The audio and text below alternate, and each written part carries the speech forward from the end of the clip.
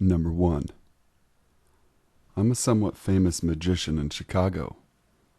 I do magic shows all the time, and at almost every show, there is one person who comes up to me and lets me know that they either claim to know everything I did, or they have no idea how I did anything.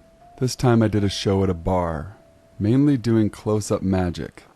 Close-up magic is card and coin tricks. I decided to go up to a younger lady who was sitting alone at a table. I walked up and said what I always said. "Excuse me, ma'am. Would you mind if I showed you something?" She looked over and excitedly said, "Yes." So I did my routine. And after each trick, she always had a huge reaction, even if the trick wasn't very strong. Once I finished my routine, I said thank you and started to leave, but she said in a really depressed voice, "Can you please show me more?" And of course, I went over and showed her a few more. Once I finished that, she tried to start up a conversation. I looked around, and most of the other people were drunk, so I decided to stay. She kept asking over and over how I did what I did. I kept telling her, no. Eventually, I remembered that I had a little packet of tricks in the bag. I decided to give it to her, and that was my first mistake. On the packet are my name, phone number, email address, and home address. She was super excited and ran away like a little girl giggling. I laughed it off and realized I spent 2 hours talking to this girl. I decided to go home. The next day was when everything started. I woke up the next morning and went to my phone, and I saw I had 5 new messages, all from an unknown number. The first 2 went something like this. "Hey, I wanted to tell you that I loved everything you did last night. The packet you gave me, did teach me anything you did last night. So can you please call me back and tell me how you did them? Please. Thanks. Call me back, please." I played the other messages, and they went something like this. Imagine this in a really frustrated voice. I really need to know how you did those tricks last night." After listening, I deleted the messages and laughed. A few days later, I got my mail. There was a letter from the lady. The letter was full of threats, saying that if I don't tell her how it was done, she's going to come to my house, and she listed a few things she would do to me. I drove to the police station and gave them the letter and her address, which was on the envelope. She was arrested 2 days later. Number 2. So to give you some insight on what type of person I am, I'm a rather antisocial 16-year-old girl from Scotland. I have major anxiety, and sometimes it does lead to me thinking I saw things, which really my mind was playing tricks on me. Anyway, to the story. A few months back, some weird things happened, which I really couldn't explain. It was almost like paranormal activity, which I guess is real, because my family have brought me up to believe in such things. So on this day, I was just casually getting up. It was a weekend, so I'm usually lazy and I sleep in. But this day was different. I woke up early by compulsion. I don't know why I did it, but I just did.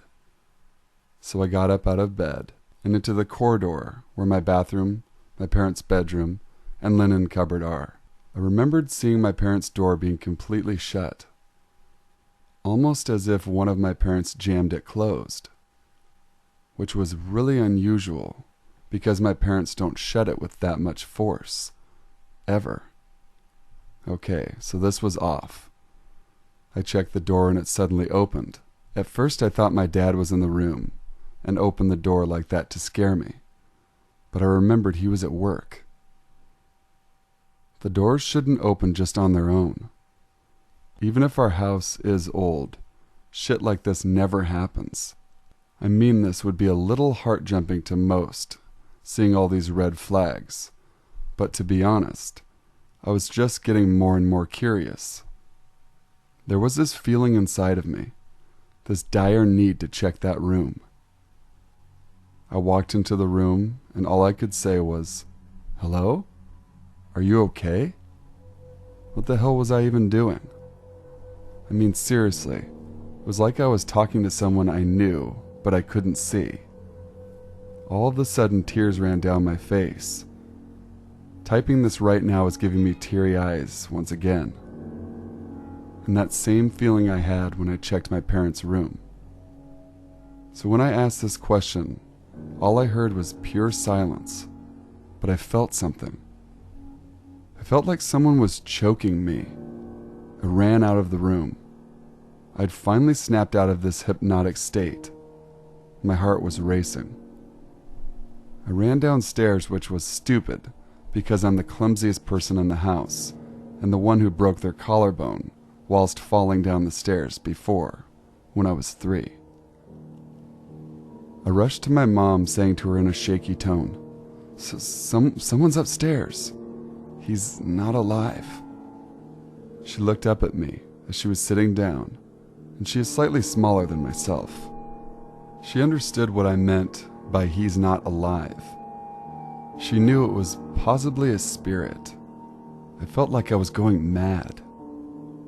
She asked why I bothered it when it was possibly looking for her. I just replied with, "I don't know. He just kind of led me into your room and opened the door. He isn't a good guy, but all I can say is he's tall." How on earth did I manage now to muster an image of this voice as a person in my own head? Then I paused. When I felt like I was choking, I saw a tall silhouette walk out of the room to downstairs. Once I popped my head out the door again, it was like an instinct. I didn't say that I did this earlier because it was totally irrelevant until this point. My stomach felt sick. My mom just thought I made up the description of the shadowy tall man figure. A few days later, everything settled. I didn't feel those horrible feelings anymore until I went back to school. I was in art class and I had just got out my art equipment for an acrylic realism painting I was doing for my qualifications. I heard a voice this time, a little girl's. It didn't sound like anyone I knew or anyone in my class. She said my name, like she needed help. I felt like getting up and walking out of class that instant, but I didn't. That choking feeling came back. A few hours later, once I came home, that fucking shadow figure stared at me from the top of the stairs. I was downstairs on the bottom step, and all I could mutter in an almost growl was, "Bastard." I walked upstairs straight towards that thing. I have no idea why, but I felt like this thing was messing with me. Like it tried to pretend to be a little girl when I heard that voice saying my name. What the hell was this? What did it want? Whatever it wanted with me, I wasn't going to let it fucking mess with me anymore. It disappeared once I got to the top step, but this time my rage was growing. It didn't feel like it was my own rage, if that makes sense. It felt like I was sharing that thing's emotion this whole time. Maybe I was its personal voice piece or something. I'm not sure, but it pissed me off. I walked to my room without even changing into my PJs, as my school uniform was very uncomfortable. I began to feel extremely depressed. My friends began to text me. Some texts went like this: "Hey, Captor." Captor is my nickname, by the way. "You seemed off today at school. What's wrong?" I replied with texts which, looking at them now, I feel like a bitch for saying the things I did. My friends luckily knew something was really off, and it certainly wasn't like me to act like this. One of my friends replied, though, with a spine-chilling message. It said, "You saw someone, didn't you? My mom told me that a bad spirit is following you. Don't speak with it or anything." Her mom was a medium, so I understood. Her mom sensed the same bad vibes I sensed. Finally, someone understood the horrible nightmare I was living. For a few more days, I felt more and more depressed. Then I finally had enough. I started screaming. My life was going crazy, because these feelings and this damn girl's voice wouldn't leave me alone. And then it stopped.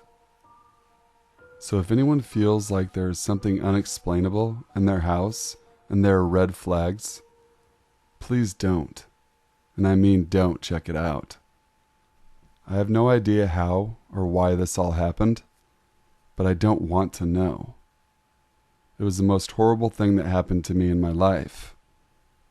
It makes no sense to me to this day either. And I'm so glad it just stopped being so severe. Sometimes I feel like maybe I was going insane. I felt like I was a psychopath. So let me just say this to everyone. Sometimes the unexplainable can ruin your life. Thanks for listening, guys. Make sure to like, comment, share, and subscribe to the Sinful Society if you haven't already. Hope you guys enjoyed these 2 subscriber horror stories that I featured on this video. I appreciate all the subscriber stories coming in lately. That's what I want our channel to really be based upon the most, is your stories, guys.